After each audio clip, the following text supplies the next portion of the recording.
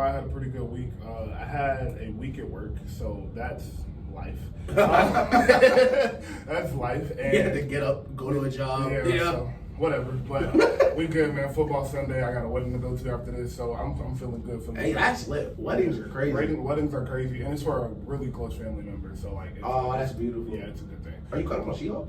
Yes, I am. Oh, okay. Yes, I am. That's a very good segue. She-Hulk is great, man. She-Hulk is great.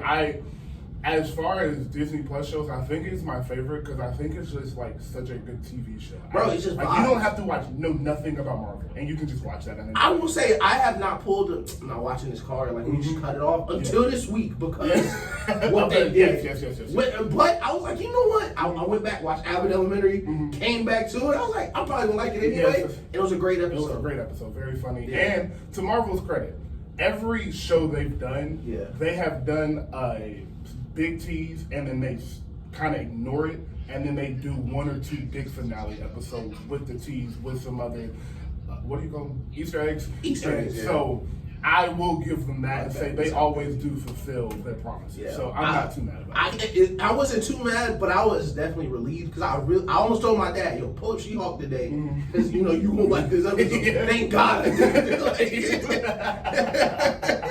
That's hilarious. But NFL Week 3, man. It's Thursday night game, Steelers and Browns. We don't have to talk about it too much because I'm not talking about Mitch Trubisky. But I will say, Mike Tomlin, I love you. I am always reaping your praises. Please take Mr. Trubisky out of your starting lineup. And if you're going to lose, at least lose with the guy you drafted in the first round. Exactly. You know what's funny? For the first, is this Boosie? Why is Boosie on this? Okay, we're going to get this flyer later. Okay. But we were definitely coming back to that. Usually I am because you know I'm the guy. You'll let him play, let him lose. But you gotta play Buffalo next, and then you gotta play the Buccaneers. Wait. So listen, Mike Tomlin, listen. I see what you're doing. Yes. Let Mitchell Trubisky go out there. Let him get grabbed by Von Miller. Let Devin White blitz him. Yes. And then we put the young guy in because you probably wouldn't go beat them anyway. Not probably. You were not going to. That's a fact. But, hey, I don't know who is scouting receivers for the Steelers. Or George Pickens. We told y'all. George Pickens. That catch was insane. And then he didn't get the ball the rest of the game. That's it. That was like the last clip of him. And we came out and said that the Steelers players, have admitted to running the same play 20 times this year. That's crazy. Same exact play. And wild. People are like, because the Steelers Twitter was actually like, is this the same play? And they're like, if you think it is, you're right. The players have come out like secretly and said they have running the same play. So that tells you all you need to know about Mitch Trubisky. Exactly. Like, that literally tells you all you need to know. I don't want to say on Steelers too long. Mitch Trubisky, you need to get your Salesforce license. Yeah. You need to get your Salesforce accreditation. That dream coming to an end. I ain't gonna lie. You're gonna be bad. So, the first game we're going to talk about and kind of segue into this week is the Dolphins. We'll start with the Dolphins, Ravens, and then go into Bills Dolphins. So, Dolphins Ravens last week, what a game. Instant classic. Yeah. What a game from Tua. By far the best game Tua has played in his NFL career. And one of the best games Lamar Jackson has also played. That's every week. That's how football should look. Exactly. That's exactly how every game should get played. So, what are your takeaways from the Dolphins? Can this success continue? They are one of the, 5 or 6 teams that are still 2-0. They have the Bills today, very big test. Do you think the success will continue even if they lose this week in the division? Yeah. Or is it just like, the Ravens are playing rookie corners, Marcus Peters come off a torn ACL first week and playing them well? So, I think the coming back to win the game, that won't be able to be sustained. Right. Because every week you're not going to play Marcus Peters coming off a torn ACL, missed a year, rookie safeties, and whatever the case may be. Because that team was very inexperienced trying to hold that lead, which is understandable. But I do see the success for them continuing just because of how good Tyreek and Jalen Waddle are. Shout out Jalen Waddle, held down my fantasy team last week. Justin Jefferson was. I bet. Yeah, he held back a little bit. I'm screaming at the TV, bro. Like they get to the goal line, I'm like, I know it's Waddle. I know they were bracket Tyreek. And it was. Man, it's so beautiful having, seeing two receivers. I think they're almost at the top of the league, both in receiving yards. Make the game easier for Tua. Yes. Everybody And we said it was. Brady. We said it was. Everybody want to be Brady, bro. Everybody want to get to the line, make 13 checks, throw it to the running back, and do that again. That's a lot of work. Like, Tua out there on vibes. Tua looks more comfortable in the pocket. For sure. Looks a lot more athletic than he did his first couple years. Yes. And I believe in their defense. Xavier Howard, Jamal Holland, great secondary. They'll be able to defend the pass. I think they're going to get thrash, all those words today. Yeah. But I still think they'll be a playoff team. Okay. So I kind of agree with you. One, I will start with the defense. I love that point because something that gets lost, as it should, it's football, whatever. Exactly. But one thing that gets lost every time a comeback happens is the defense had to make those stops. Yeah, like y'all had to not score. They had to not let Lamar Jackson get a field goal for 3 possessions. So great job to that defense in getting their stuff together. So I believe in that defense. And that's the number one thing because obviously this offense can score points. To your point about Tua looking more comfortable. One, they have a younger coach and no quarterback runners. Those two things are very important. Yeah. Apparently the coach is young. He's a McVay coach. Yes, McVay coach, just young, kind of draw it up as we go. But I'm also relating to you. Like Sean McVay relates to his players. Yeah, he's like 20. He's like 30. 2 weeks ago, we talked about how annoying Pete Carroll probably is because he's 75 years old, jumping on you. So it's a lot different when the coach is your age or a couple years older than you. So I think that is helpful.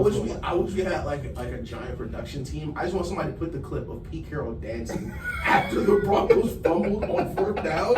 The Broncos fumbled, the team fight for the ball. The camera panned to Pete Carroll at 75 dancing around, bro. Like, it made me so mad. But yeah, so Pete Carroll retired. But so I think that is helping too a lot. Along with you got arguably the best receiver in football, without a doubt a top 5 receiver, and Jalen Waddle was looking like a top 8, 7 receiver. So Tyreek and Waddle, it's just crazy to roll out there. It's crazy to roll out there, and it is seriously like, yeah, this may have not worked in the first 3 quarters, but we have been running 60-yard routes all game. Y'all are not going to continue to keep up with us, so eventually it's going to be there. Tua is very accurate, and Tyreek has proven multiple times with Patrick Mahomes, you don't have to be the most accurate. Just kind of put it. You don't got to be I'm perfect. going to find it. You don't got to be perfect, and what I think people kind of don't, what people will mix with Tyreek Hill and Jalen Waddle is, of course, you're going to get, a lot of people are going to think of the streaks, the posts, the corners. But where they're most dangerous and where they're cooking these teams is, okay, you got the whole field bracketed on Tyreek, Jalen Waddle, and somehow we grabbed them the ball. And now you got to tackle them. Yes. And normally, if it's a regular wide receiver, okay, 2nd and 3. No, it's 22 more yards and it's a first down. And then you got to get up and chase them again. Yes. So being able to not only stretch the field in long scenarios like a Scotty Miller, what separates Waddle and Tyreek Hill is they stretch the field horizontally too once they have the ball because they can just go. Like Jalen Waddle did against the Patriots week 1. You throw the ball against anybody else, he's down. We'll get to the end of the half. Jalen Waddle's moving so fast, he just splits them. Which is crazy. Things that I'm sure they didn't see coming. No, things you can't, we talked about it a lot with the practice players, with the greats. You can't replicate that in practice. I don't care who you have out there. You just don't have people that fast. And that's enough to be moving at full speed and split you guys. Yes. That means both of y'all underestimated how fast he was moving. Because if one of y'all hit him right, he's down. But he completely split y'all. It's just crazy. Yeah. So, to the Ravens. Yes. Are you worried? Or is that just... No. I wasn't worried. The game went exactly how I thought it went, with Miami showing multiple defenses. Eye discipline super important. We saw that on the 79-yard touchdown run from Lamar. Your linebacker takes one step inside. That's all he needs. Yes. Gone. Towards the end of the year, things like that, they're going to figure out. John Harbaugh's a Hall of Fame coach. Exactly. Defense always been his hard hat. And they have one of the best defenses in the league. They're just not healthy yet. They're not healthy, which is a problem. We will say has been a problem for the past couple of years, especially last year. But one thing that hurt them, the thing that hurt them is Lamar was out. I think as long as Lamar is in there, they will, of course, make the playoffs. I think to get to where I think they can, which is possibly an AFC Championship game, their defense does have to come together. But like you said, Harbaugh is an excellent coach. I think that will come together. I'm not too worried about them. What I am very excited about is Rashad Bateman looks like he was worth the draft pick. Yo, was it Bateman? I can't. It was Bateman. Yes, the one that he took 70. Listen, I am a huge Xavier Howard fan. That was one-on-one. Yes. That he took the route inside and you couldn't grab him. And you couldn't touch him. He was gone. He was good. That type of speed with Lamar Jackson is scary. And you thought you had Hollywood, but Hollywood, first off, does not have the best hands, which he showed on the pass from Kyler, the one on the sideline. Shout out Kyler, bro. Shout out to Kyler. Shout out to Kyler. But so not only is he as fast, maybe faster than Hollywood, he's a bigger target and he has better hands. And Doomfray looks great. And the last receiver, I'm losing his name right now, number 3, he looks great as well. Yeah. No, Doomfray is number 3, but it's another receiver they look great. All their receiving core looks great. Mark Andrews has been Mark Andrews. So I'm really excited. And the running game is still the reign. So, shout out King Drake, holding it down in Baltimore. But my thing is, how do we know Marquise Brown is good? the only reason we have any reason to believe is because of Lamar. Because Bateman, like you said, he's a bigger target. And Marquise Brown can't catch the ball. Yeah. So, like, did they upgrade the wide receiver? Exactly. But, like you said, health is always a big point. And Marquise Brown, to his credit, is available. Yes, all the time. He really never missed a game. So, I will say, as long as the Ravens' defense kind of comes together with Lamar, you can pretty much guarantee damn near 24, 28 points a game. So, as long as they can kind of get it together these next few weeks, they have the Patriots today, so that it gives their time, their secondary, it gives their secondary some time to like get some practice reps. Some practice reps. That's gonna be a nasty game because boy, they are gonna blitz Mac Jones face off. Oh my god. Yeah, they are. And so at least we won last week. I'm glad we're not gonna go winless. Bills Dolphins. Yes. Who you got? I got the Bills. Give me the Bills by 14 too, at least. If you bet the Bills, take the spread. The Bills do not win close games. No. If the Bills beat you, it's gonna get. Yo, I'm playing in fantasy. I told you Jalen Hart was holding me down. I'm up like 40 going into the game. Like I got a couple Eagles players, so I knew even if Diggs went crazy, you know, like fam, I come on the TV. It's the third quarter, and he's still scoring. I'm looking at him like, bro, no mods. Like, go down. The Bills look crazy. It's super. Oh, it's so sad. I think Micah Hyde's out for the year. Yes. So sad. It's not the year. It's a really long time. Yeah, they put him on IR. I So think it's pretty much to elite safety. elite. Strength. They were the strength of their defense. Him and Jordan Porter, strength of their defense. Having 2 great safeties is an incredible advantage. That Legion of Boom, there's a reason it was a Legion of Boom, bro. Like having 2 great safeties is important. But and you know, that is something to look forward to. Look at if you're watching the Dolphins. Bills this week is how they'll have to play different without someone covering up all those mistakes in the back end. They still have an amazing defense. Had I think number 1 ranked defense in the league. Right. But I think they'll be fine. I still think Josh Allen's going to be an MVP this year. So I think they toast the Dolphins this week. I agree with you on the MVP. I think that is his. I think it's kind of going to come down to him and Lamar from what I'm marching out these first couple weeks. I think that's really what the MVP race is going to come down to. Maybe Patrick, but like it's kind of the same with the NFL. Once you're good for so long, it's kind of like let somebody else. Yeah, people hate to choose. But it's a quarterback award, so if he does something stupid, he'll win it. But those are my 3 MVP candidates. Those are my 3 MVP candidates. But to the Bills and Dolphins, I'm gonna go with the Bills today. But I think it's a little bit closer game because I think that speed is going to be an adjustment for everybody. Like I really just think it is, and I think coming off the hype from this week, they know if they can beat the Bills, it's going to send a message to them. This is a early test for. It's funny. I think this is an early prove it test for that coach. Yes. First year coach. He's a young guy. You know, being young isn't as big of a problem it used to be. But in Miami, nobody believes in you. Nobody believes in your QB. You're playing a team that everyone has said is going to win the Super Bowl. They got the best players ever. If you come out and you are competitive with them for 4 quarters, or if you beat them, you set the tone in that division. Yes, you set the tone in that division, and you set the tone for the rest of the AFC. Like, we might be the second best team out here. Yeah, and now the locker room is like, oh yeah. Yes. We're right. And that's important. We talk about that all the time. It's the difference between just having a coach and having a coach that people believe in and your players believe in. It's going to really send a message. And like you said, it's not even really about winning the game. Players act like there's no such thing as moral victories, and it is. Yeah. Especially this early into the season with a young quarterback. You come out of this game and you lose 24-27 because Josh Allen came down with 35 seconds left and kicked the field goal. You're going to feel good about that. Yeah. like you said, you picking them to win by 14. Now that happened, you're gonna feel bad about that. Exactly. But there's gonna be a moral victory if they can keep this close and even get to the point where maybe Tua drives them down and takes the lead late. And Josh Allen is Josh Allen, that's whatever. But exactly. And they said Tua led two film sessions this week. That's important. That's important. No coach, it was just him and the wide receivers. And I do like a lot of others. Everybody knows I'm a huge McVay guy because these are adults. Trusting your players does work. Building that rapport does work. So hopefully Tua can keep that progress going. Probably, I hate to say it, but Micah Hyde's not going to be there, so they are going to try to take advantage of that. See what they're going to do there. But I think it could be a good, really, really good game because it's an in-division game. Exactly. The only reason I'm picking the spread is coming off such a big win like that versus the Ravens. It's easy to be let down. So that's why I think this will be like a litmus test for the coach. Okay. Because it's very easy. Oh yeah, we came back from whatever versus the Ravens. We're supposed to win that game anyway. Like this will be a super easy game to phone in. Exactly. You're 100% correct.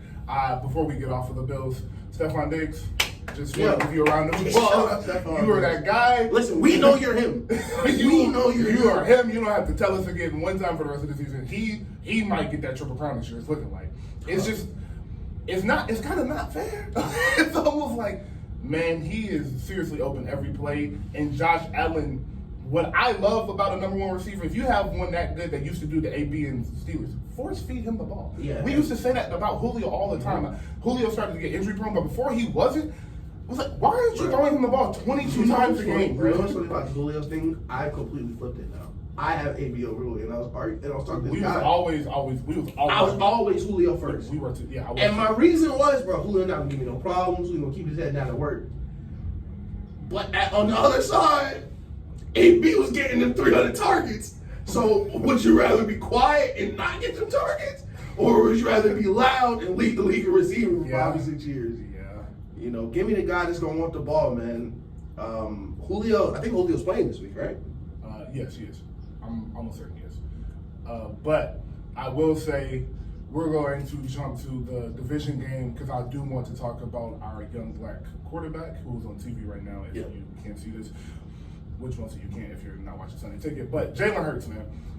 Eagles have started off 2-0. You consistently see the pregame speeches, postgame speeches of him consistently leading those men, looking great. Has he thrown the pick? I don't think he has thrown the pick. If he did, it was in the first game. I know he didn't last. It got batted. Okay. So he hasn't thrown bad passes. His completion percentage is high. He's controlling the tempo. Yeah, no, I think he hit the receiver in his hands. Exactly. So we're cool with that. The running game looks fantastic, which we said they needed to do. We said, don't let him drop back and throw 40 times. Run the ball. Let that be the focal point of your offense. It has been. We said exactly what word. Devontae Smith, A.J. Brown will get open. Just hit your open targets. He looks great. The Eagles look great. And that defense is disgusting. So, question you, I'm sure you're picking them to beat Washington today, but how serious do you take the Eagles? Before the season, listen, we be right on here a lot. I hit on this Eagles pick before the season. I think this Eagles team is at worst the third best team in the NFC. Okay. At worst the third worst team in the NFC, I'm sorry. First, because what they bring to the offensive table is a little different than what you're going to get every other week in the NFL. I think that's very important. Because the NFL moves so quickly, a lot of people will get caught trying to turn over their offense every year so they don't really have an identity. And certain teams have different identities. The Chiefs, they're going to test your scheme discipline, eye discipline. Like the Dolphins, they're going to test your foot speed. Right. The Eagles, we're going to find out how tough you are. And that's how the game is going to start. Before we get to the X's and O's, we're going to line up and we're going to hit you real quick. And we're going to see if for 4 quarters you want to hit us back. And a lot of teams don't. And a lot of teams can't. Because not only are they dominating the offensive line, which is just beautiful, the run game is amazing. That D-line. I said it. I said it's not even about the offense. Because that's what we're talking about. Yeah.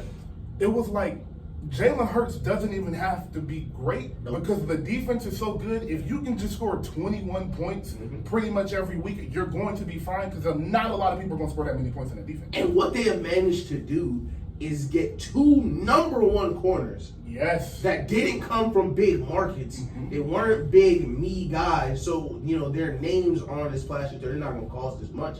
But Darius Slay went like all last year without giving him a touchdown. James Bradbury was getting Pro Bowl votes in New York before. Yeah, like James Bradbury can play, and he was in Carolina and New York. You know a corner is good when he's just good everywhere he goes. Exactly. You know it's not about the scheme, it's his talent. And Bradbury's one of them. That was a steal for them. Now, I don't know how they pulled it off. And that defense real. It's real, bro. Because you're not running on Jordan Davis. You're not running on Jordan Davis, bro. And we talked about, first off, like we say, please listen to us coaches. This, I will mention throughout this episode, the podcast will be out so y'all can hear us throughout the week now. Coaches, if you hear this, draft a UGA defensive player every single year. They got 2 of them, and they're both dominating. But to my point, when you have a front 4 like that, dog, your corners already don't even have to guard that long. So now you putting 2 all-pro corners out there that only really got to guard for 2.5, 3 seconds, right? So it's just a recipe for success. And Slay is a ball hawk. Yes. Slay isn't playing coverage to swat the ball down. He's not playing coverage to get to 3rd down, bro. Yeah. Slay's trying to take the ball away. And he played. Listen, I love Justin Jefferson. Everybody know my LSU rules. I thought the Vikings looked disgustingly underprepared. That was a horrible showing. Awful defense, playing the same. I feel like playing the same defense the entire game and losing should be a strike on you. Someone should pull you to the side and ask you, are you okay? Like you on national TV doing this, bro. Like it's a $1 billion organization, bro. Man, it was crazy to watch. But I'm watching them 0 blitz Kirk Cousins face off, and the Vikings just don't adjust. And like, what are you gonna ask them to do? Because you're not even blocking the 4-man rush. So when they send 5, and what Nakobe Dean brings to the table is a lot of people don't want to give Devin White, the flowers because Devin White, he's on the Buck. Everybody hates him. Devin White just after he went to LSU, so a bunch of college people hate him. But the speed he blitzes at makes him one of the best blitzers in the league. And Nakobe Dean just as fast. So they can pressure you at all 3 levels. Darius Slay blitzes, they all pressure you, or they can just drop back into coverage. Yes, and rush for it. And still get home. Yes. And what they bring on the offense table is just amazing. It's funny, A.J. Brown looks like he went to Alabama, but he just didn't. And so, to the offense, we broke down the defense. I want to get to the offense a little bit. Because one, there's a couple things about it. One, they can run the ball. Yep. I don't care how long football is around from the beginning to the end of football, because at some point I do think football will end, but probably not because it makes $1 bajillion every year. Yeah. But as long as football is around, if you can run the ball and control the line of scrimmage, you will be able to win 10 games every single year. Because people do not, they never really wanted to, but it was just the way the NFL worked. Yeah. And Ray Lewis was yelling at your TV every week, and Brian Urlacher was everywhere, and Lawrence Taylor. So you had people that wanted the soccer run. It was like, come through here if you want to. Right. Now, people dropping back to past 40 times a game, and your linebackers are 5'9" and 190 pounds, but they run a 4-3 because they're really pass coverage. Isaiah Simmons, Devin White's kind of big, so I'm not going to throw him there. But Deion Jones. Yes, linebackers like that, they're coverage linebackers now. So if you build your team like the Patriots seemed like they were trying to do, but just didn't get the right personnel to do it, where you can run the ball 25 times a game and complete 60% of your passes, you're not going to be able to be beat. So my thing I was looking for with Jalen Hurts was, and this is hard for a lot of quarterbacks to come in and do, especially when you have been the star athlete at every level you've been in, is just take the easy play. Right. Take the easy play. We don't need you to stretch your field. Yes, I know you can run and you can juke and you can do all of that, but that 7 yards running is not as valuable right now as that 7-yard slant. Exactly. And that is what they had put in Jalen Hurts' mind, and to his credit, he's worked in the offseason. I'm going to hit these throws, I'm going to hit these short throws, we're going to go over the top every couple possessions, and we just going to stay in this offense, because as long as you stay to what the coaches say, stick to the script, you're going to get 21, 24 points every game, because people by the fourth, even if you ain't scored, even if you only got 2 field goals, by the fourth quarter, you still running the ball, people not going to want to deal with that. Like you said, we're going to punch you in the mouth. That's what they used to call it. We're going to punch you in the mouth for 4 quarters. And if they do that, continue with that offensive line, they're going to win 12 games. The thing, and I'm glad we're back on the offense, because we got to give Jalen Hurts the love, and everybody is, but us caring about, we wanted to see Jalen Hurts take these steps, and he has. And I watched this game start to finish because I wanted to really see the tempo of the play calls, like how they are going to run pass, whatever the case may be. And the first play, they come out and hit Devontae Smith, who didn't have a catch week 1. And I was like, oh, they get it. Yeah. They get it. This is not a team where Jalen Hurts needs to drop back and do everything like the Cardinals. We'll talk about the Cardinals later. Where he got to drop back and, figure it out. Yeah, please. Go vibe. Please. You're athletic young man, run around. Like that touchdown run, I was apparently the longest run in his career, which is gas. Really? Yeah, that touchdown run where he did the spin, yeah. That's phenomenal. Because, bro, get down. He does a great job not taking contact. But what stood out to me when I watched the game, and I swear to God, this is the thing that stood out to me and then blowing them out the whole time is, man, he just looks stronger than people. Like in the game, they showing Jalen Hurts lifting like 600. They went to a heavy step with A.J. Brown outside. So not only wide receiver on the field, like 6'10", 230, whatever A.J. Brown walking around at. Jalen Hurts is huge. You can't even, and the funniest part is, you can't even see Miles Sanders behind the line. He's like 5'8". It's great. Yeah. I think they'll be super hard to beat. And their game travels. Their game travels, and it travels to the playoffs too. Exactly. Because right now, early in the season, it's warm outside. I ain't really that sore. We can throw the ball. You get to January, start running that ball. Hey, don't let them get that number 1 seed. Y'all got to come to Philly. Y'all got to go to Philly? Y'all got to go to Philly? Because they built for that. They built for it. What team in the NFC coming into Philadelphia in January to play a game, and then you gotta go and hit them. Do you know how bad it feels to get hit in the cold? No. You think somebody gonna want to deal with the money 35 times and it's 2 degrees outside? I want to shout out to this guy. I don't think he got one positive shout out this week. Shout out Jalen Reagor, man. Shout out Jalen Reagor, dog. Cause Jalen Reagor went out there, he played, he did his best. It is not his fault y'all picked him before Justin Jefferson. It's not his fault. Can y'all leave? Listen, Jalen Reagor dropped a lot of passes. I understand. He did a lot of bad things, but come on. It's been like 5 years. Let it go, bro. Let it go. All right, so we've been talking for 30 minutes. Y'all take a break. For the people on the podcast, this is a radio show, so we take breaks, so we will be back. Yeah, all right. Shout out Rick James. Shout out Eddie Murphy. Shout out everybody that had anything to do with that song being created. In the early window, what games? Did the Raiders lose? Yes. Oh, the Raiders lost. They did lose. Yeah, well, they're 0-2. That's where we were going next. Okay. I'm glad you brought that up. So, I want to go to the Raiders and the Bengals, both of those, because we both picked the Raiders to make the AFC Championship. Actually, I took that away. I said no. I said the Chiefs were making it. Yeah, I forgot that. I'm sorry, Patrick Mahomes, again. But I still think, I thought the Raiders were going to be very good. I said the Broncos would be the team from that division to miss the playoffs.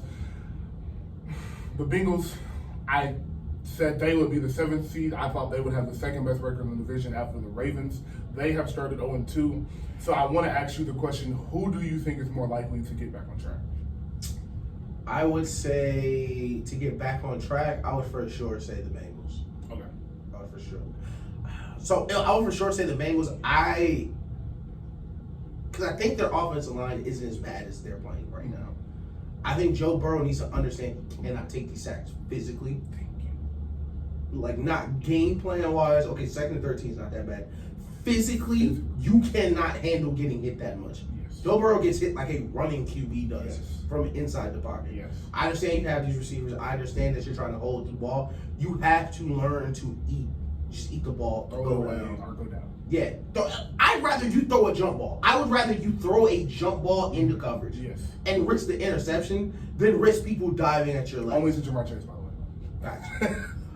But the main reason I'm picking them, because I think they'll have the best chance, is because the rest of the division is trash, except for Baltimore. Yeah. So Deshaun Watson, he's not going to play. So the Browns are, shout out Jacoby Brissett, y'all stink. Yeah, they're not. Y'all terrible. I don't even know if they'll be good with. Yeah. The Steelers are going to start 0-4. They're going to put a rookie quarterback in. They won't have high expectations for him. I think they'll win some games with him, but they're still not going to be looking to do what the Bengals are going to do. Yeah. You're going, because they have a chance right now. You're going in to play Joe Flacco. Right. You're about to play Joe Flacco. Yes. A team that should have lost to a far inferior team last week in Jacoby Brissett. This is, we'll get it back on track. And this game, it's not even, I wouldn't even describe it as a must-win. Mm-hmm. Everybody knows what time it is. Yes. It's not, no pressure to bigger get done. than Either we are the team that we think we are or not. Yes. And that'll determine it. I still have faith in both teams. Mm-hmm. I will say that. The Raiders lost in a spectacular way, which is pretty funny. Sometimes people make plays. Sometimes people just make plays, bro. Sometimes people just make plays. But this is what I'll say about the Raiders. So my question was, just in case you guys are just now tuning back in, my question was, who do I think is more likely to get back on track between the Bengals and the Raiders? I want to say the Bengals really bad, but that offensive line and Joe Burrow scares me. Because I agree with you. I think the offensive line is bad, but I think they can get better. I think as a season, I am not going to pretend like I know the exact coverages and things offensive line use, but I do know for a 100% fact they have ways to shift, they have ways to chip, they can bring in tight ends to make it a little bit, to give them a little bit more time. I know they can fix that between now and week 17 or 18. But what scares me is, can Joe Burrow get out of this habit of holding on to the ball too long? Because you talk about him not taking sacks, that just comes from him holding the ball too long. Your offensive line is not great. Get the ball out of your hands, or get it out of bounds, or fall down. Like you said, stop taking these sacks, for one. Two, I want to throw some shine on the offensive coordinator also. Because you have to call better plays, bro. You got to get Jamar Chase the ball in the intermediate. You see he can work after the catch, along with T. Higgins. They can work after the catch. Stop running these long, drawn-out plays, these long play-action plays, and tell him, look at this, and this, or get the ball out of your hand. At least for the next few weeks, and let him get comfortable doing it. Like you said, you got an easy matchup with the Jets. So you are better than the Jets. Your team is better than the Jets. You should beat them. They are playing with a lot of I hate losing words. A lot of swag. A lot of swag right now. They had a great comeback win last week. Fantastic comeback win last week. So they're gonna come in ready to beat, and they're gonna be like, we can literally end their season right now, make them lay down, because they 0-3. If we come out in the first half, we get up 14-0, 17-0, we might make them lay down and their season over. Exactly. Y'all gotta come out with Joe Burrow as, you're getting this ball out of your hand in 2.5, 3 seconds every game. You should be watching Brady film all week. Brady, look, check down. Check down. Joe Mixon, use him. Use Joe Mixon. That is my issue. That is why it's super close for me, but I'm going to lean towards the Raiders just because their team is a little bit better than the Bengals. Their offensive line is good. And I think Derek Carr is under a lot of pressure right now with all those targets and all those options. I think he's stressed out. He got his best friend on one side. He got tight end. He's had an incredible relationship for the past few years, and then he got an excellent slot receiver that's always. So I think it's just a lot of him having to figure it out. So I think, a lot of moving parts. Exactly. I think he can figure it out, and I think the Raiders, just like I said, have the better team, and they can go on a 6-7 game win streak and forget all about this. The Bengals are a little bit scarier just because if their offensive line don't get it together and Joe Burrow keep holding on the ball, they're going to win 6 games. That's going to be it. Bruh, and my thing is when I'm watching the games is what you said sticks out to me too. With long developing plays in real life, people don't understand. In Madden, not really.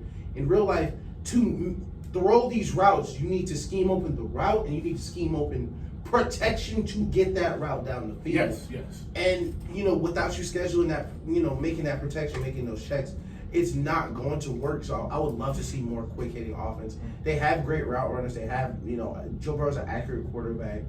But, both of our points is, Joe, you have to, because there are plays in the game where it is a short read and nothing's open. And now we're holding, while we're running around. You're not as fast as the people chasing line. Yeah.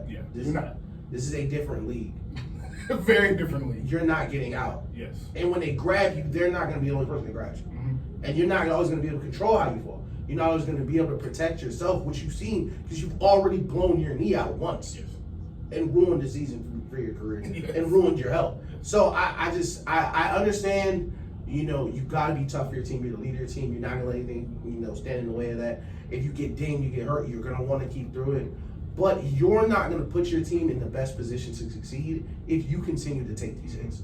And that was one of the things to bring. I always bring up one of our notes throughout the show, so as long as you listen to us, you will hear these names. Cam Newton is one of them. Cam Newton had that issue. I'm Cam, I'm Superman, I can do this. And unfortunately, that really didn't end. He kind of messed up his foot, and that was kind of the end of his career. But it did not help. Right. It did not help at all because whether you are Superman Cam or you are Tua Tagovailoa who sees ghosts, or who said they were seeing ghosts? Sam Darnold. Yeah. Whatever side of the spectrum you're on, nobody wants to get hit that much. And Cam was getting hit a lot. He was running over people, and then he was getting cheap shots, and his offensive line wasn't good. Yeah. So he had all three things going on, but he was like, Superman, I can fight through it. But not knowing, bro, you're hurting your team by putting your body through this because we need you to be at your best at week 15 and 16. And I know this game means so much to you, and I know you want them to believe in you and see you can fight through this. But it's like, at the end of the day, it's hurting way more than it's helping. And that is a perfect comparison because, like, especially when you watch those Cam highlights, it's like, especially it's a perfect comparison. You won't see people compare Joe Burrow and Cam because if you ask them, you don't gotta question the passion. You don't gotta question, yo, I'll come out here and die for it right here. Right here. Week 3, right now, no question, I'll die for this dub because I love y'all. Yeah. And you are not wrong to love your team, love the game, and want to do that. But we don't need you to die for week 3. Exactly. It died for us week 17 when we got against AFC Championship, NFC Championship. That's when you need to, really put it all out there because they can't do this without you. They're not going to do this without you. No. If you are not there, the car is not moving. So you have to treat yourself as a person that important. If you want to run around, and we see Mahomes do it. The first time I ever saw Mahomes really get hit was the Super Bowl. Yes. When he was trying to get that first down. First time I ever seen him not slide. We'll take it. Yeah. And he got his clock clean too. But it's the ball. It's the ball. You gotta do it. He take that hit week 4, I'm a little upset. Bro, it's the Super Bowl. So I need Joe Burrow to protect himself for Joe Burrow's sake. Exactly. Yes. I love that. That's a kind of a perfect way to end that. I want to jump to a team that might make the NFC playoffs. We didn't neither one of us pick to them. The Lions. Shout out Barry.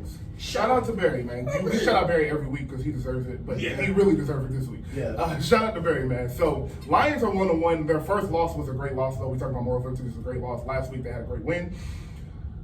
We have been big proponents of Jerry Goff. We said, not every quarterback is incredible, but some of them are really good and can be 12-year starters, and you can win with them. Jerry Goff has been to a Super Bowl. Jerry Goff has played in amazing games. Yeah. Jerry Goff is responsible for one of the 3 greatest regular season games I've ever seen in that game, that Monday night game with the Kansas City. Yes, against Kansas City. So, are the Lions for real?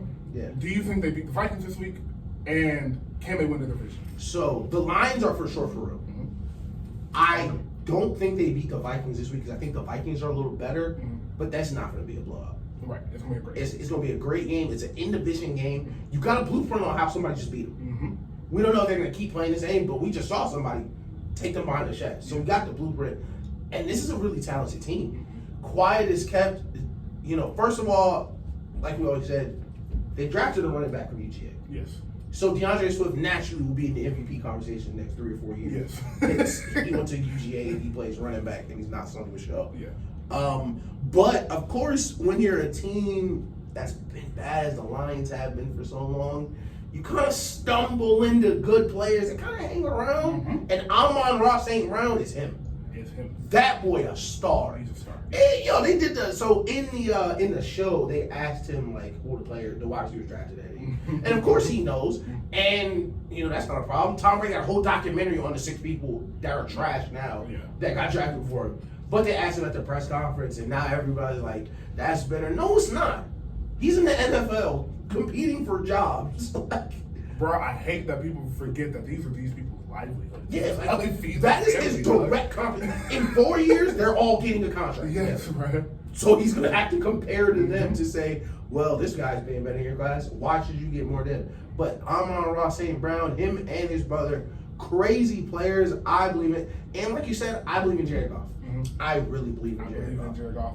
So, my take on the Lions. And shout out Jeff Okudah. Yes. Shout out Jeff, bro. We never lost faith. Never, Jeff. Never lost faith. Yo, they tried to say he would cook food. Bro, they tried to. They be acting like corners can't get beat, and I think that's the craziest thing in the world. And, bro, take Achilles at 22 or whatever he did. And he back. Like, come on, man. Beautiful. We never lost faith, bro. Get that contract. So, my take on the Lions. One, what did we just say about Eagles? They can run the ball. They can run the ball. They can run the ball. Yep. Why was Jared Goff successful? And where was his most successful time? Where was he? What's that team called? Los Angeles Rams. Yeah. St. Louis. I couldn't remember if they were St. Louis, and I was like, when It was were both, they? low-key. It was both. Okay, it was? I thought so. Yeah. So, but the Rams, Ty Gurley, Yep. they can run the ball. So, the Georgia running back. Exactly. So, they can run the ball. Mm-hmm. They have a good receiving core, not the best in the league, but they have a good receiving core. When he was on the Rams, they didn't have the good receiving. They didn't have the best receiving core. They had a good one. Yeah. They have people that can get open. Their coach is a great coach. Yeah. And something else that is super important is, although they didn't make the playoffs last year, they didn't win too many games. They really, really came together as a group. Like, we can figure this out. No. And that's something we always talk about is so important. It's like, yo, the NFL is crazy because, like, it's seriously like 15 teams almost every year that can win a Super Bowl off of this type of play. Just something random can happen. But it's also like 3 or 4 teams that are like, they can figure it out in the next few years. Yep. The Bengals were one of those teams with Joe Burrow. We looked at their roster and like, they can figure it out. Right now, the Steelers are a quarterback away. Yep. The Lions last year were a team like that where like a few tweaks here and there and they can win 10, 12 games to be in the playoffs. Yep. They're at that point now, and all they have to do is continue to come out and execute every week. And they're the Lions, so they have this kind of From Detroit. yeah, they kind of had this dirt on their back. grit. Like, that grit of nobody believed in us, as we shouldn't. They haven't really given us a reason to, Yeah. but they can take that and use that for the whole entire season. Today, I'm going to pick them to beat the Vikings. Yeah. I really am. I'm going to pick them to beat the Vikings. The Vikings are at home. I hope I'm wrong for the sake of Dalvin Cook because I drafted you high in the fantasy draft, and you better play better, It's please. crazy. I'm starting Justin Jefferson and Kirk Cousins today. I'm sorry for So the you were hoping the Vikings win that game. So for the sake of my prediction, I hope it is a 52-50 game and the Lions win. But seriously, I am going to pick the Lions today. I think they are just really, really believe in their coach. We keep talking about coaches in football matter so much. I think they believe in their coach. I think the coach is going to have them prepared. And with the game like that, with Kirk Cousins, bro, like, how much do you believe in him? Yeah. Like, it's like, yeah, like, he's cool at 1 o'clock in the afternoon when nobody's watching. Hey, listen, But- it's 1 o'clock. Every time. Yeah. Like, we get on prime It's, time. bro, it's so funny. I opened my phone today, checked my lineup. It said Kirk Cousins 1 p.m. kickoff versus Detroit. I said, today's the day. I said, today's the day. Let me put you in the starting lineup right now. He finna go federal. And that's a good point. Yeah. Because when the rubber meets to beat the road, what's gonna happen, Kirk? Because listen, if you want to go anywhere in the NFC, Eagles gonna be there this year. Sure. And you have to play a lot. And you gonna have to sit through it. You gonna have to buckle that chin strap. But talking about the coach on the Detroit Lions, I was just telling you, I think before we came back on, about how I was watching Hard Knocks, and all their coaches are former players.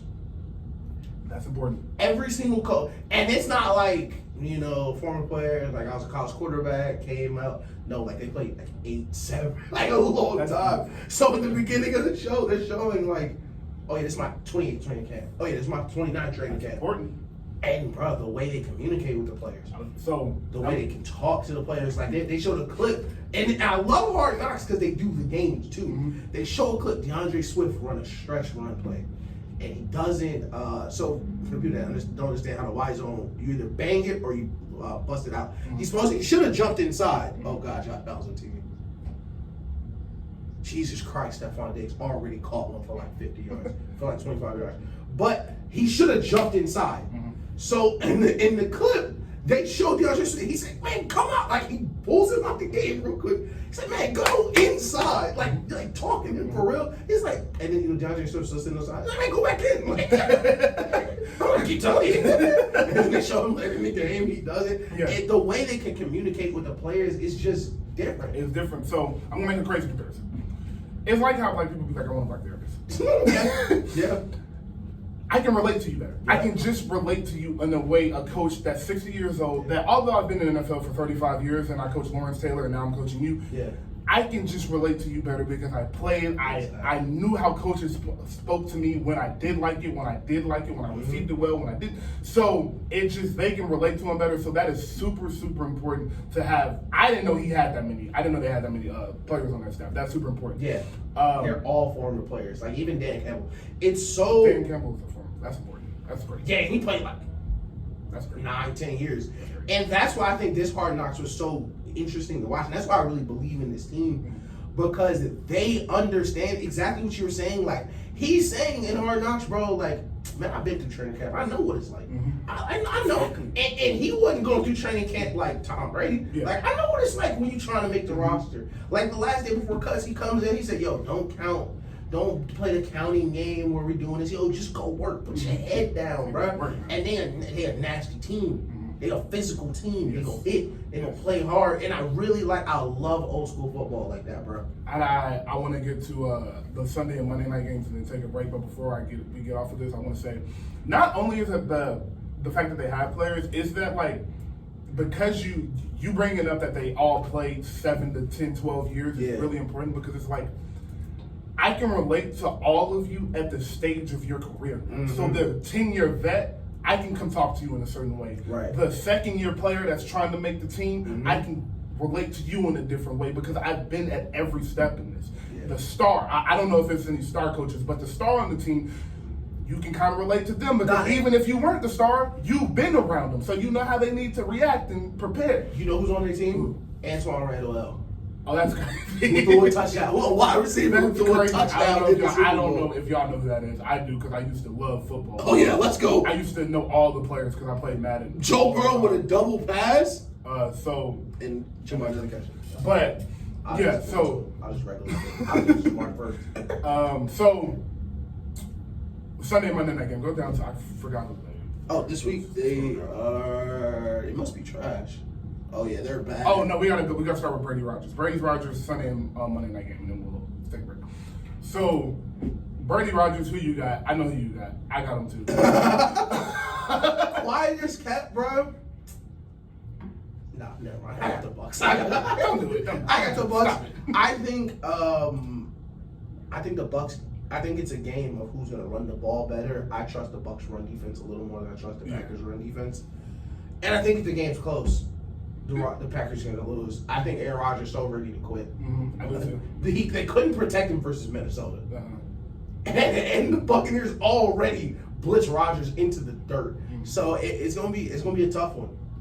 It's gonna be a tough one. I hope shout out Christian Watson, shout out the young receivers on the Packers. Keep grinding. But I think it gets ugly. I think that Bucs defense looks incredible. I think the Bucs defense looks incredible. I think the receivers for the Packers are not great. I think it'll be a close game because it's Rodgers' ego in the line because I really do think. So it's like Brady's better than me. Yeah. I can't really say anything. I've won one Super Bowl in 15, 16 years. So it's not really much I have to say on Brady. But what Rodgers is known for is, so I think you'll like this. As the hater you are, I think you'll like this comparison a lot. He's Carmelo Anthony. Aaron Rodgers is Carmelo Anthony. Great career, great numbers. Yeah. The difference between him is Carmelo never won a wing or MVP, so he has that on him. I'll say James Harden. That's a little bit better. He's like Harden. He's like Harden. A little bit more like Harden. I put up insane numbers. At one point, you could consider me the best in my position. So I think the thing is like this is like Aaron Rodgers' Super Bowl. Like, can I finally beat this man? Like, beat me in the playoffs.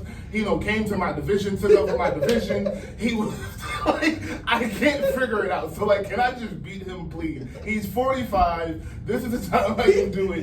Please, Brady, help me. You're not even happy, dude. I was doing shrooms to get over you, dog. Like, my thing is. So I never thought that I would introduce a sentence on the show like this. I was watching First Things First, and Nick Wright was going crazy. He said, so the topic was, is this a legacy game for Rodgers? He said, I don't even know why we're doing this question. Of course not. Like, for Aaron Rodgers, this is like the bowl. This is as good as it gets this year, bro. If you don't win now, bro. So, like to frame it, bro. Brady clearly this is last year. No matter Very clearly. they could go 19-20-0. He's not gonna play again because his family is gonna collapse in on himself. We don't even know if the family will make it to the end of the year. But just personal wise, we don't know how much time he has left. Right. So now imagine on the way out after he switched conferences and beat you to a bowl again, and has more NFC playoff wins counting the Super Bowls, which is a hilarious stat. He beats you on the way out, like without even like Thinking about it. without even thinking about it. Like they just gonna win. It's so funny, bro. It's like Tom Brady is like up here. Like Tom Brady got 8 rings. Hate his life. I can't stand here right now. Like, he got everything Aaron Rodgers wants. Yo, Aaron Rodgers not married. Tom Brady married. Kids, rings. Everybody love him. Like he wanted the coach gone. They got rid of him. Aaron Rodgers. Oh man, that's funny. Aaron Rodgers could not be more unhappy, bro. And now the team better too. Now the team better. Oh man. Okay. So we both picked the Bucks for that. But last 2 games, Sunday night, we can get through this quick. Before I do, prayers up for Trey Lance, man. I hate that. I really do hate that. He broke his fibula, which is one of the worst bones in your body to break. It's super painful, so I really do hate that for him. Please get healthy soon. For all of you people talking about he shouldn't have called that player, he shouldn't have been running. Shut up. It is football, bro. Like, that's a normal play call. He got 7 yards on first down. It was a good play. A freak accident. They're like, you don't have to run him like he can do. First of all, you can get hurt in the pocket. You can get hurt in the pocket. It's football. And it's not like he ran like a speed option or linebacker came and gave him a concussion. Bro, he snapped his fibula, bro. Yes, bro. That's not a normal. It's a literal freak injury, bro. Yeah, so prayers up to him. But who do you? Russ got his first win as the Broncos quarterback. They still don't look great. They look terrible in the red zone. Russ got 1 touchdown this year. They have They do not look great. Russ looked like he just kind of came out of his prime super quickly, but. I don't think that was correct English. I'm bad for y'all.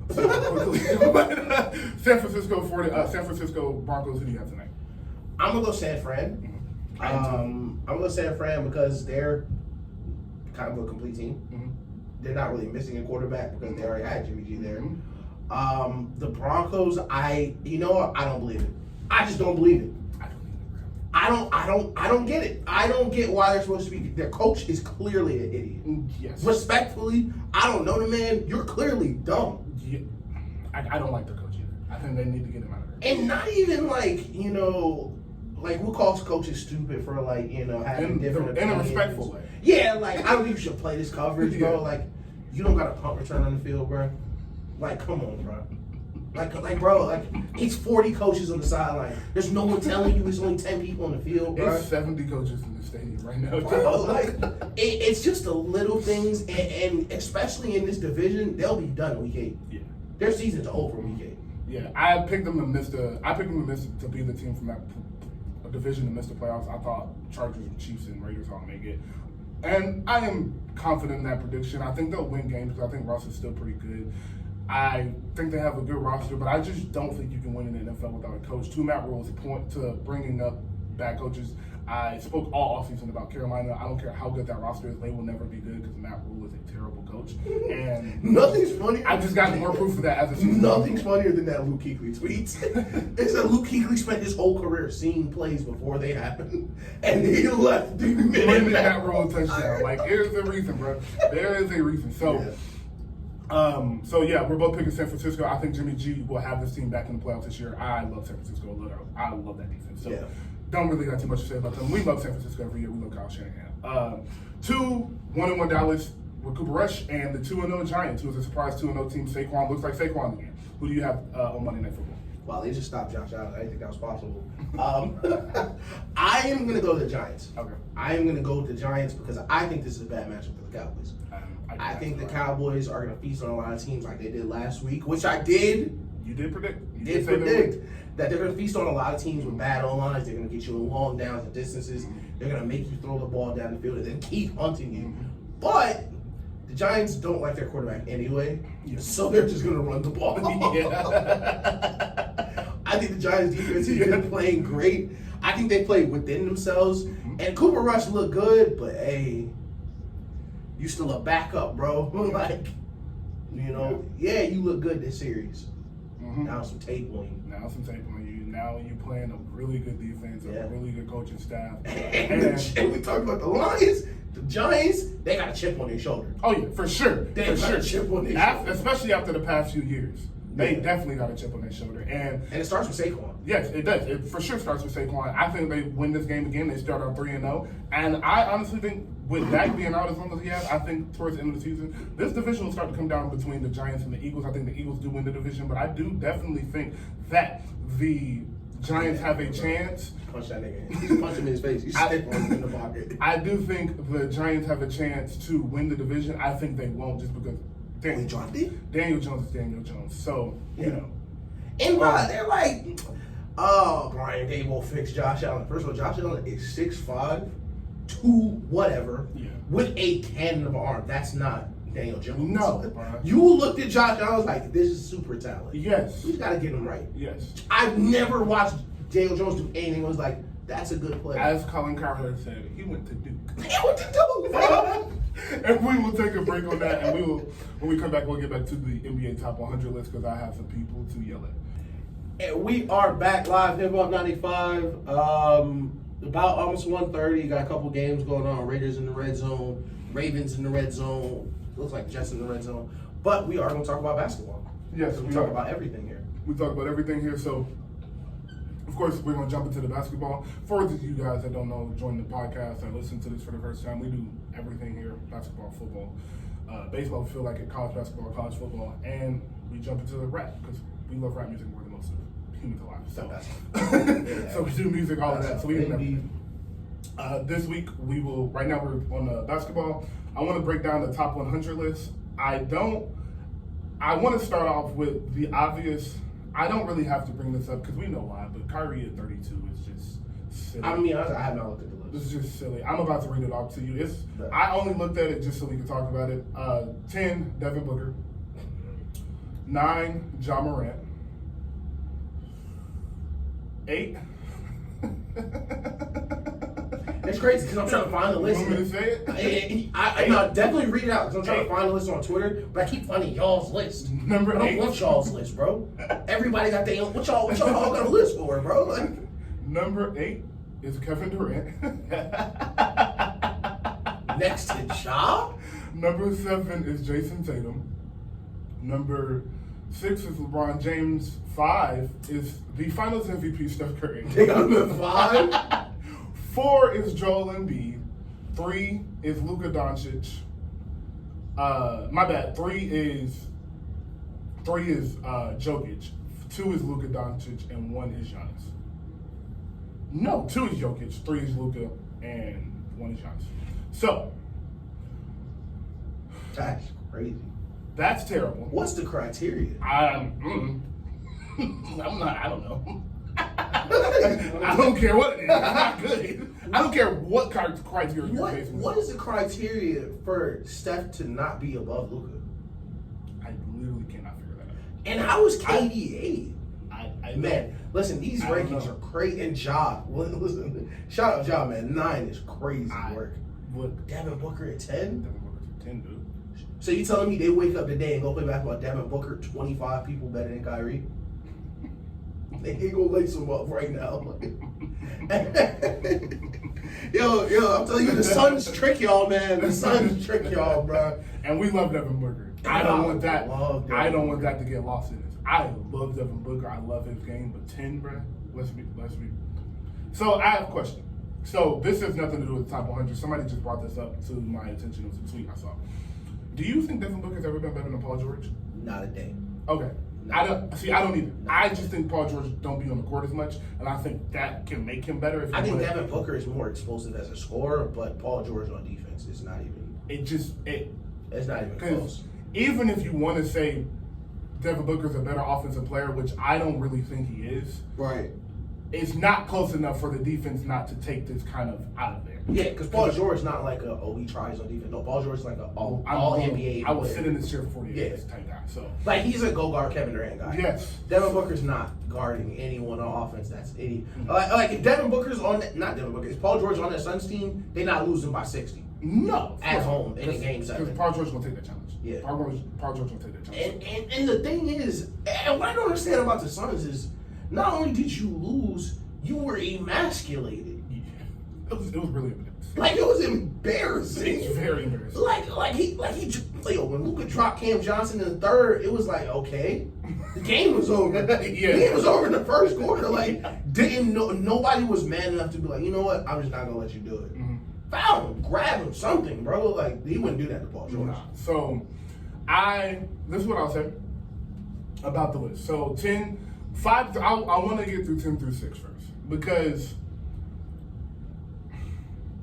Kevin Durant at 8 is ridiculous. Like, beyond ridiculous. At 8. The lowest Kevin Durant is 3. I have him at 3 only because After averaging like 30. I saw what Steph did. Yeah. You got to go prove to me you better than Giannis and Steph.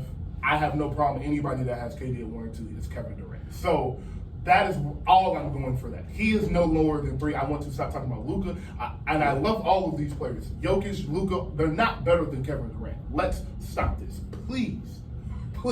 My thing with Steph, okay, so we tried to keep it square with y'all. But now we gotta talk about Steph. I don't understand why Steph is not 1. I don't get why he isn't 1. So last year, even if we just want to say we're not gonna talk about the whole career, let's only talk about what you did last year. The season starts, you're the best team in the league. You go 20-something in 2 games. You dominate the NBA. People consider you the MVP. You get hurt. Players in your team come back. This, that, and the third. Y'all go to the 3rd seed. You then beat the MVP in the first round. Run him off the court. Mm-hmm. Most improved player after that. Run him off the court. Mm-hmm. Luka. MVP candidate also. Yeah, MVP candidate. Then you play Luka, who's better than you. MVP candidate and better than you. And everybody picked him to win that series. Everybody. Don't even give you a chance. You're nowhere close to Luka. Not even a close series. Don't face an elimination game. Then in the finals, go play the best defensive team in the league. Best defense team in the league. Some people were calling the best defense in like the last 10 years. Built to stop you with 4 or 5 perimeter defenders and the defensive player of the year. And you don't face an elimination game. The entire playoffs. What else is there to do? Like, what has to happen? Oh, but the Dolphins got a fumble. That's lit. What else has to happen for Steph Curry not to be 1? Because the year they missed the playoffs and he was averaging 40 million points, I was like, okay, the points don't matter. And then he did it when it mattered. And now it doesn't matter still. And I got to see the rest of the list. Where are the rest of the Warriors? Clay is at like 33. Draymond is at like 39, 40 something. That's my thing. So something can't be right. Something can't be right. Bro. Because if y'all were gonna say, Draymond's one of the best defenders ever, we got him up at top 30. Cool. Yeah. Steph don't have such a hard job. Man, there's nobody else on the team. At least lie to us and try to make it make sense. Yeah. Say that the team was better. The teams were just better. Yeah. Like, okay. Say they were the best team in the league. Obviously, lie to us by a wide margin. I'll take that because I'll go to Warriors. It's just not adding up. Yeah. To my point, I say this about everything, and I'm gonna hold it off for another conversation after he wins his 5th championship, and I'm gonna get to it in May, and I'm gonna clip these 30 seconds to let y'all know I'm telling you about it when he wins 5 in June. Y'all don't explain why anybody is better than Steph Curry. Y'all just say it. No one can look at me and be like, Luka is better than Steph Curry because of A, B, C, and D. Giannis is better than Steph Curry because of A, B, C, and D. Jokic, A, B, C, and D. No one can do that. I don't even want to address Embiid. I'm not addressing that. I don't know where that came from. Listen, because you have more patience for him than I do. Yeah, I have way more patience. I won't even say you love Embiid, but I love Embiid. Okay, so you love Embiid, I hate Embiid. I've been calling Embiid fool y'all. Embiid fool y'all, man. Embiid almost 30 with no conference finals under his belt. Like, he ain't even been there. I let it go simply because Embiid was injury prone. Embiid never had a true vet to teach him how to win. Yeah. He hasn't had a great coach like Jokic just had. Yeah, so he had Doc Rivers. He has Doc Rivers and Brett Brown, 2 not good coaches. So, and his teams haven't been built well around him. They perfectly built. What's the team I'm talking about? They perfectly built the Nuggets around Jokic. It is perfect. It is designed perfectly for Jokic. They have built the Sixers around Embiid now. It is solely for Embiid. This is my last year giving Embiid the benefit of the doubt. You got to get it. You minimum is the Eastern Conference Finals. It's time, bro. It's time. But fourth best player in the league. To that point, I'm not entertaining that Embiid and Steph argument. Jokic, I just beat you. I just proved Jokic cannot be the best player on the championship team because he can't guard me. Because he cannot stop me. Not even best player on the championship team. Fam, you can't be on the court if I'm on the court, bro. You literally can't play. You can't be the best player or, you got to take a back seat. You literally cannot play. It hurts as good as you are. It hurts your team. You hurt your team defensively more than you help them offensively when I'm on the court because of how big of a mismatch I am to you. If Steph outplayed Jokic in that series and came off the bench. He came off the bench the first 2 or 3 games. Like, come on, dog. It's and I love Jokic. I watched like Jokic play like 20, 25 games last year. Jokic, talent, his touch around the rim, his pass, it's insane. He is a top 6 player, no lower than 6. He is that guy, but chill. Luka, I also love Luka. I think Luka's ability to score, to distribute, to get his team involved, and to not only to score is how easy he does it. Like it literally looks like you cannot stop him and he's not trying. So Luka's that guy, but I also proved you can't be on the court while I'm on the court with my team because you are such a liability on defense. We can hunt you on the switch. Everybody that played Steph Curry this year, from Memphis to Denver to Dallas to Celtics, tried to hunt Steph Curry in switches because that's how they beat them in 2016. It didn't work for anybody. It did not work for one team. So if you want to bring up his weakness on the defensive side of the ball, it's not an argument because he is a better defender than Luka and Jokic. My thing is, Steph is in that top 10 list, Steph will be the best defender, not Giannis or Embiid. And KD, I'll throw KD in there. Low key, I don't know. Well, Tatum for sure.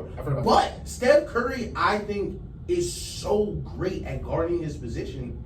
Like Steph Curry's not even it used to be, okay, he's not a negative defender. He's in his right spots. Steph Curry is a legit, like end of the game, they ISO jaw on him, and it was like, clear it out. Like, what's up? Yeah. So, and that's not easy to do with that first step, but Steph Curry, like I said. And blocked him twice. We keep talking about his strength. Like, you cannot bully him no more. So that's why he is guarding his position so well. But to that point, Giannis, I won't make an argument for it. I am okay with Giannis. You have Giannis at 1, whatever. Dog. Yeah, I don't rock with Giannis. Giannis been 30 and 12 and 6 for the past 4 years. Whatever. I don't rock with Giannis. Not as much as I used to, but I still rock with Giannis. Whatever. And the reason I have Steph is because Steph has proven to win every single time. So it's like, for me, if you're going to have this best player in the NBA conversation, I have to take into consideration what you have done in the past few years as well. And every year Steph Curry has had a healthy team. He's been in the finals since he's hit his prime.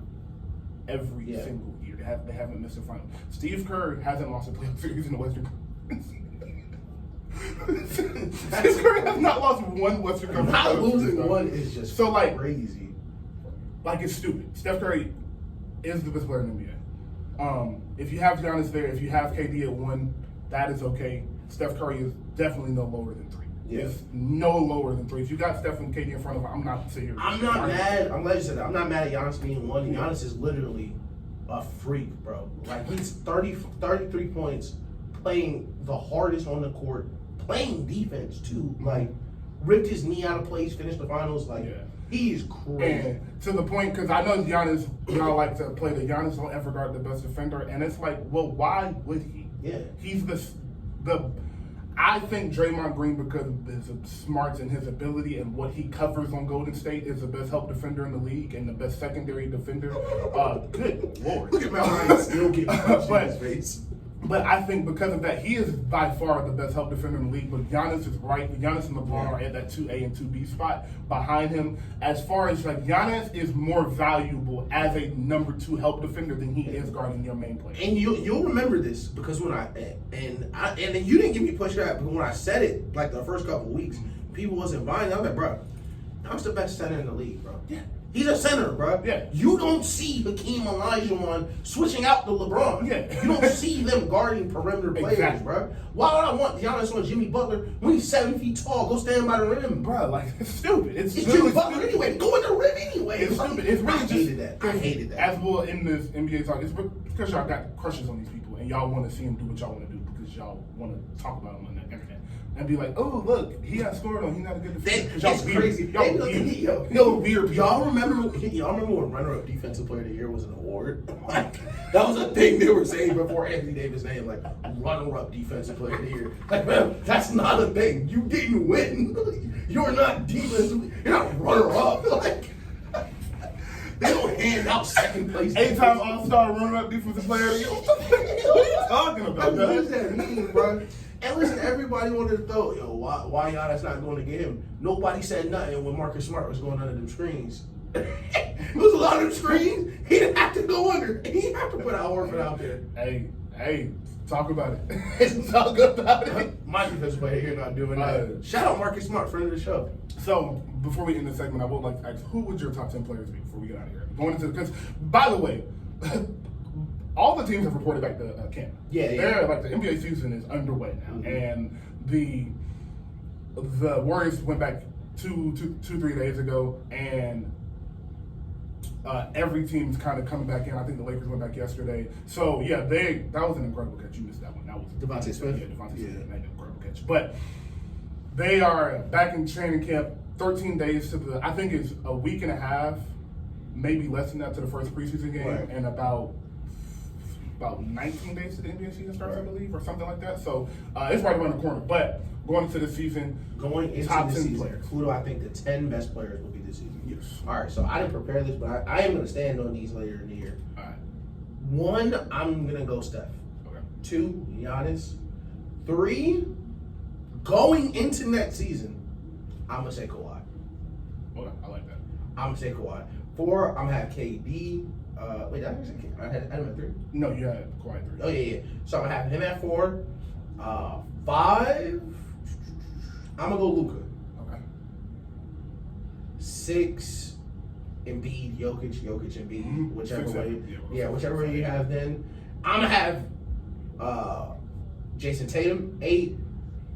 Trae Young at 9. And I feel like I'm missing somebody. Bron. There's not 10 bad players better than Bron. That's not that. There's not 10 people better than Bron. Because this is what? I think Bron would be 10. I don't think there's anybody that I can put above him for 10. This is why I have. So this is my list. I'll write it off real quick. I cheated this because I forgot to tell him. I meant to text you last night and be like, I have a player 10, and I just don't know until this moment. But I pulled up a grid of 25 players. It's like, damn. My fault, y'all. But I do have 10. So number 1, I have Steph. 2, I have KD. 3, I have Giannis. 4, I have that's 4. I have Bron. 5, I have Kawhi. 6, Luka. 7, 8, Giannis and Embiid. Mm-hmm. And I mean Jokic and Embiid. Yeah. 7, 8, 9, I have Tatum. 10, I rounded out because of what he did last year and what I think he's going to do this year. I have John 10. Okay. I can put a couple players there. I just throw Ja because I just like him. I took Bron out of my top 10 because he worth a billion. It don't matter. Top 10 lists are above him. Because, bro, he's not going to play for us. We're not even going to know if he's top 10. Because why? Why? Who cares? Like, if Bron was bringing it every night, yeah, but, like, I don't even want him to, like, exert himself. Stop. Yeah. You have $1 billion, dude. And your son's finna be in NBA and probably be a billionaire in 20 years. Bruh. Stop, chill, have fun, relax. Listen, September 25th, 2022. Do y'all know how annoying Bron will be courtside watching Bronny play, bro? Do y'all know how annoying he is going to be when he's a retired dad? Bron gonna run in the court like, and nobody gonna stop him. Bron is Bron. Bron gonna be in there huddle still talking to him like he do at the AAU game. Bro. Bron's so bored with his $1 billion, he just asks if he can play college sports. Bron drawing. Who did he draw the other day? Oh my He drew God. Bart Simpson. Oh my God, I was crying. Yo, Bron's so bored, bro. Me and Rich gotta be crazy. When the last time you sat down and drew something? Never. Never. I got shit to do. Like, y'all got bills. Oh man, yo. Call the brokest person you know and ask them to draw something for you. See how mad they get. See how mad they really get. Shout out to Bron, man. I got bills to do, Shout bro. out to Bron. Like, and I'm understanding, like, if he could draw. Like, if he had the talent, cool. Like, that looked terrible. Like, he knew that joint was mid. Hey, what are the chances he didn't draw that and just took credit? Fucking just picked it. Braun's such a liar, bro. It's so funny. Oh my God, what did I hear Braun say? I forget what I heard Braun saying, but bro, he's such a. Bro, we was talking about somebody deaf being. Was I talking to you about somebody deaf being on the shop? Yes. No, it was a Bad Bunny not speaking. Yeah, Bad Bunny not speaking. I was wrong, but it made from the joke. It made the joke great, Bro. Bad Bunny, the image of Bad Bunny not speaking English and Braun pretending to know Spanish. That is so funny, bro. That is wild. Shout out Bad Bunny, bro. Bad Bunny finally might not go number 1 this week. That's how long he's been number 1. That's crazy. By the way, It's insane. him and Jacko dropped the same day. That is insane, bro. I didn't. I rounded out my top 10 list with Ja. There's a couple players I could throw there. Trey is one of those players I could for sure throw there. I had no problem with him being in your top 10. A player that I think at the end of this season will be creeping into people's top 10 list. We've been saying it all season. And Edwards. Yeah. PG is a person that did I say Kawhi on my list? No. I didn't say him at 6. Oh, Kawhi is at 10. I'm sorry. Forget everything I said. Yeah. Kawhi is at 10. I thought I had him already. So yeah, forget that. I said Braun at 4. Yeah, I did not say Kawhi. So Kawhi is at 10. Forget everything. Actually, Kawhi is at 9. And we'll probably jump to top 5 before the end of this year because I think he can be crazy. Yeah, I think he's gonna be insane. Yeah. I think him working on his lower body, them photoshopping and making NBA players bigger than they are is some of the funniest shit I ever seen. The Wiggins one is super bro. It looks ridiculous, bro. Whoever is editing those, bro, y'all are funny. It's funny because they always leave their hands in basketball no size, so he holding like an orange, like. But we gonna take a break real quick, and we'll jump on actually, we're not going to talk about Ime. We'll just say prayers to everybody involved except for him, and we'll wait till the whole story comes we're talking about Brett Favre. But we will talk about Brett Favre, and we'll talk about, I do want to talk about future selling and some of his stuff. And creeping up into the top 15 next year, Darius Garland. Oh, without a doubt. Darius Garland will be in the top. And I think they're in the Eastern Conference Finals, especially with the Celtics falling, what's going on. Mm-hmm. That can be a detriment to their team. I do want to ask before we get out to the next break, who would you be your top 5 point guards going into next year? That's a very interesting conversation. So I'll start with Steph at 1 because you said point guard so 2 through 5. All right, give me Steph 1, 2, Luka, 3, 4, 5 is crazy. That's hard, isn't it? Give me Trey 3. Mm-hmm. Give me Dame 4, because Dame's going to be healthy. Dame is still Dame. Dame's going to be healthy, bro. And Dame's going to be Dame. Dame going to hoop. And give me DG 5. Okay. Give me another 5, yeah. I'm going to go that same list, except I'm going to go Ja 5. I think I'm going to go Ja 4 because I had him. Like, right now, I'm going to go Ja and Dame 4 and 5. But I definitely think DG can creep up in there very, very easily. And I think Dame can also creep up back to 2. Yeah. Well, no, he's not going to look. But back to 3, he can creep up back to 3 if he has a year they have. Because I was looking at the roster on 2K, and they got a decent roster. Yeah, it's not too bad. It's not too bad. Yeah. That they can definitely fight for that play into 6 seed. Mm-hmm. That play in the 6 seed is going to be a war. Yeah, but in the West, man. As long as Memphis, Nuggets, Clippers, and Golden State all stay healthy, I think those will be the top 4 seeds. And the rest of them, that 5, I said 6, it's really 5. It starts at 5 because I think those are going to be top 4 seeds. But 5 through 10 is going to be an all-out war. It's going to be crazy. But we'll take a break and we'll come back and talk. Hip Hop Station. I did want to throw this out there. That Cardi B song kind of crazy. I rocked with it. Okay, so yes, welcome back, podcast people. Welcome back to the show. Yes, people. The Cardi B song, Cardi B and Gorilla song is great. Shout out to Cardi B for always tapping into the younger artists, tapping into the younger females, man. Them features really do change. Oh, man. Sorry, guys. My bad. Quentin Nelson is cussing out his coach. He looked like he's trying to hit him. But, anyways. Not Quentin Nelson. I don't know who that guy That's not his name. There was a big defensive tackle from Alabama. That's who that is. On the Jets. Yes, he's on the that was the Jets. Yeah. Okay. But anyways, the Gorilla song with Cardi B is crazy. Cardi B's verse is insane. Shout out to Cardi B as always. We love that you do tap in back to the younger artists. And I am Barb, always have been, but Nikki be making people jump through hoops to get a feature from her. And it's just weird. And at the end of the day, bro, I'm always gonna rock with beef. I'm sorry. If y'all keeping it on a rap, I'm always gonna rock with beef. Yeah, I'm trying to hurt each other. I just don't want to see nobody. And they two should be hurting each other. So, Exactly. So, like, I'm all good for the rapping. I'm sending her them shots. Yeah. You do got condos in her head, Cardi.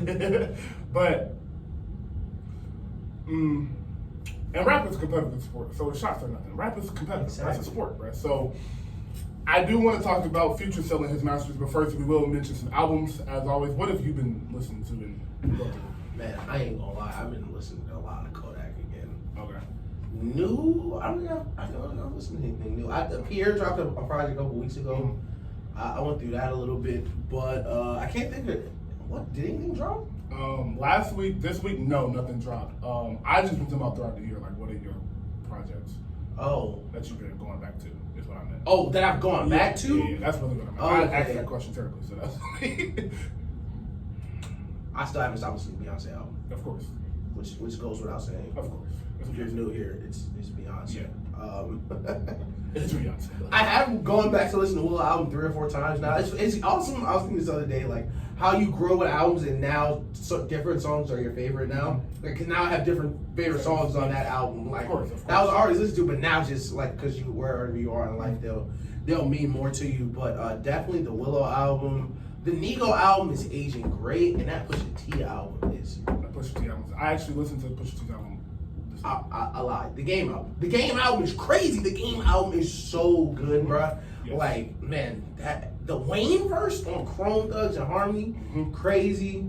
The Jeezy song, the realest run. Did you have crazy, bruh? Crazy. I told you, bruh. Crazy. Hey, bruh, that song was so good. I went back and listened to the OGs. I was like, I gotta get some of this in my system. Had to get to slow. I was listening to, so I have a workout playlist. I put Seen It All with Jay-Z. Oh, yeah, with Hov. Oh my God. 2020 Pyrex Vision. Bro, like, that's crazy. So shout out to Jeezy. But yeah, I'm kind of with you. Pusha T's album I went back and listened to last week because I haven't heard it in a minute. Money, good money, great money, fantastic money. Pusha T, I love you. Jid album. If you haven't tapped in, please listen to Jid's album. It is a masterpiece. Probably would be my vote for album of the year, but him and Push would probably be fighting for that spot. I haven't listened to this album in a while, but Joey Bada's album is really good. Who else have you been listening to? Jessie Reyes album. I told you that album came out last week. That album is incredible. Like that album, she dropped a great Ari Lennox. Ari Lennox also dropped a great projects. I've digested Jessie Reyes' project a little bit more than Ari Lennox, and I can really say like Jessie Reyes really dropped a great project. Seriously. Yeah. Future, of course. Future is. I live in Atlanta. I'm gonna listen to Future all year. That's what I do. So he dropped a phenomenal project. Gunna's album is still good money, and Conway's album. I went back and listened to a few songs of Conway's album last week. Yes, incredible album. Yeah. So yes, a lot of great music has come out. I don't have to say Beyonce. Y'all know who I am. I never will stop listening to that. I listen to Beyonce on a regular basis. So, saying you're getting 4 seats is so. It's funny because I saw what y'all said after I said because I was reading it and just started laughing. Like, So for those of you who don't follow me on Twitter, I don't care what nobody other than the 12 people I'm friends with think about my tweets. I tweet for these 12 people. I knew when I got that tweet, I was like, nobody should believe this. I was like, anybody that's friends with me should not believe that I'm finna get floor seats to Beyonce. First off, they're gonna be $3,000, and I'm not paying that much. He said, "I'll get floor seats to Beyonce." I was like, "We don't get paid that much." I said, "Most people still." Floor seats to Beyonce is a down payment on a very nice vehicle, bro. Like, I'm not paying for that, so. I definitely will be at the Beyonce concert when she goes, but it will not be on the floor or anywhere close to cars or something. I'm gonna get a job at the stadium that she performs at. So like, I was like, I'm probably not gonna go because I was telling them I'm probably not gonna go because like I'm kind of cheap concert wise. Like if I pay, like I don't mind, but like I'm cheap. Like I'm cheap concert wise to you. Like even the listening parties, I paid like one something and I was super close. Like. Man, 150, bro. Like Beyonce gonna have me working. Like, I'm gonna have a vest on. You have to pay to get the job. To work the concert. I'm walking around popcorn. So, shout out to Beyonce. We do have Lil Baby coming in 3 weeks. We have Freddie Gibbs coming this week. I am very excited about that album.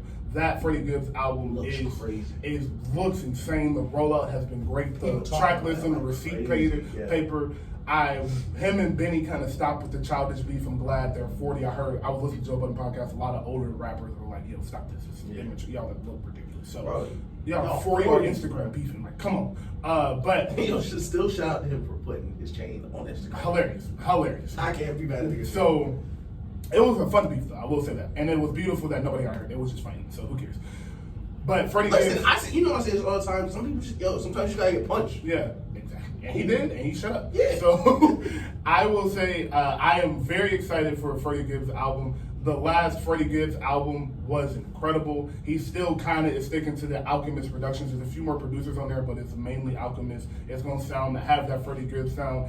And the features look great. They look very promising. The names of the track look promising. What's the song, Lobster Omelet, where Ross seems like a masterpiece? Yeah. Lobster Omelet is a phenomenal... It's called Lobster Omelet. Where Ross, like, this just makes so much sense. So I'm very excited for that. I think that will throw me in for a loop with the album of the year contention. And Baby Comes 1014. And somebody else just not announced an album. Kid Cudi is dropping this week. And there's one more somebody. No. Thank God. But who just announced an album, bro? Somebody just said there. Somebody like semi-important. They ain't the most important person in the world, but in the most respectful way. Migos. Was it Offset? Yes. Offset making an album. No, they they both are. Yeah. Offset hasn't announced his release date, but he said he's rolling out one. And what are the boys? Quavo and Takeoff have an album coming out. And their album is called Built for Infinity Links, which is crazy. Yeah. Crazy title, man. So a lot of music coming this way. And Throw it to 18. Throw it to 18. A lot of music coming this way, and Wayne Carter 6, I've heard rumors now that he is in the best headspace he's been in musically in years. Like it's like he's in the studio. Like they said, if anybody's ever watched the Wayne interview, you'll know what this means. They said he's actually listening to other artists now. He's tapped, he knows who people are now. He's tapped into younger music. He's picked back up the guitar. He was like, he's in that space. Like they said he's in the studio just playing the guitar for hours. So he's in a great headspace musically. So Carter 6 coming soon. I said end of October, beginning of November, sometime around that time. So a lot of music coming out. But to wrap up the show, I do want to talk about Future selling part of his catalog for $75 million. I don't care what part of his catalog sold. It's worth more than $75 million. For sure. My question is, why do you think he did that? Because it's not much music in streaming. I'll say that. I think it's not much music in streaming, and he's still going to money. Money in streaming.